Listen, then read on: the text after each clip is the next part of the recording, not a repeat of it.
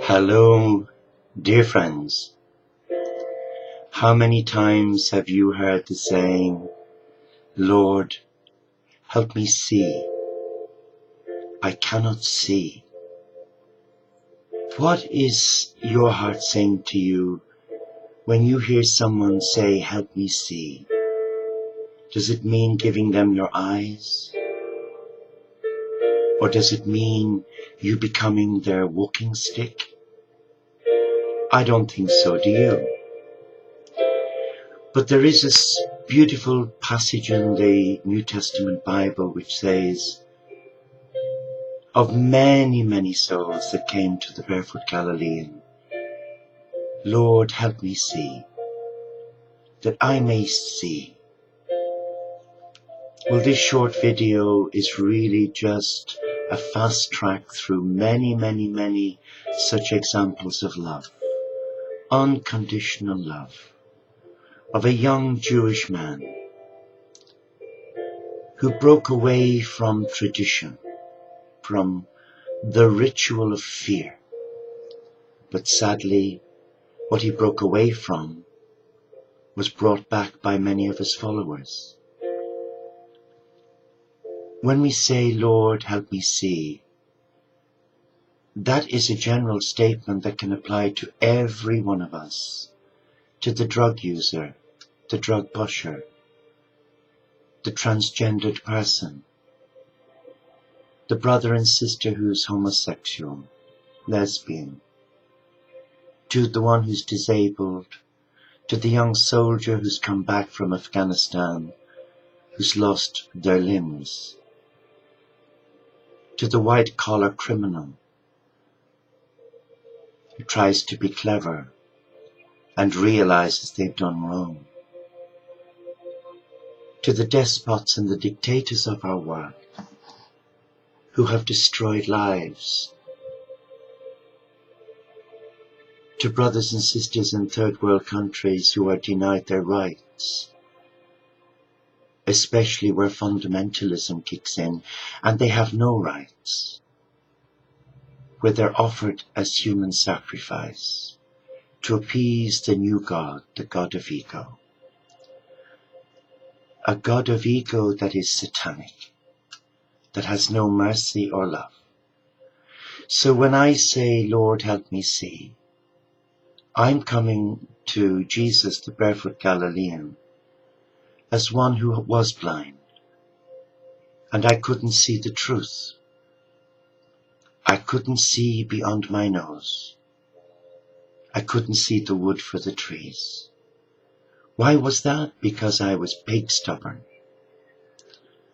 And I guess within that stubbornness of heart, there was a fear mindset of daring to be different. And that's what I believe the new Jesus, who's coming to us as the cosmic Christ, and whose message today was the same message of 2,000 years ago. Surrender. Ask and you will receive. Seek and you will find. Knock and the door will be open to you.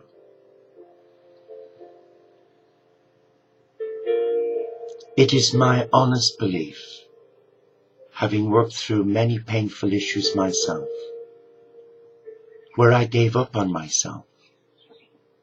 And even though I manage bipolar every day, that now doesn't destroy me.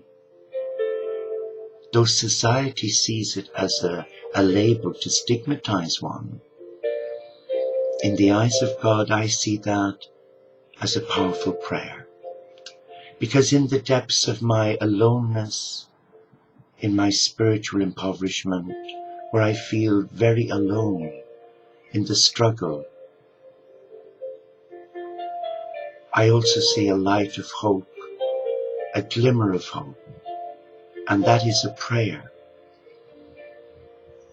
So when we hear the words again, Lord, that I may see, the answer is you will see. Regardless of your labels, regardless of your lifestyle choices, regardless of what you've done.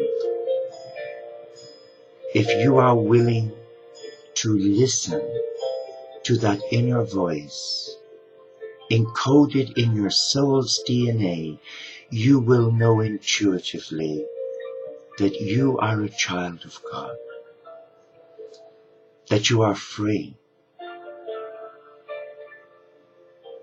and that you have a Father, Mother God who loves you unconditionally and does not wish to control you, hence giving you the gift of free will. There is no other planet in the galaxy where there is human life created by God, such as Andromeda and Pleiades. And the scientists have yet to prove that theory, but it exists. And you who's on a spiritual path will know that there are other beings of enlightenment who are coming through to help us. But to see through the eyes of a loving God, one has to have courage. And that courage is a threat to our ego, because our ego is always right. Our ego is never wrong. And when we see someone who annoys us intensely, my simple understanding of that is they are mirroring a reflection of me. So to those who are stuck in that mindset and who are unable to move forward, whether it's because of grave sin, grave disobedience, acts of great atrocities or violence, whether it's corporate deceit or benefit cheats, the drug user or the pusher,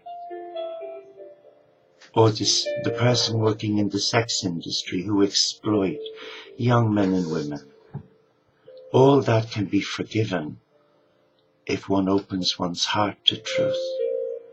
And then one can see, and that spiritual blindness is removed. A blindness that alienates our heart. Lord, that I might see you as you are in your totality of love. And if you believe that God is love,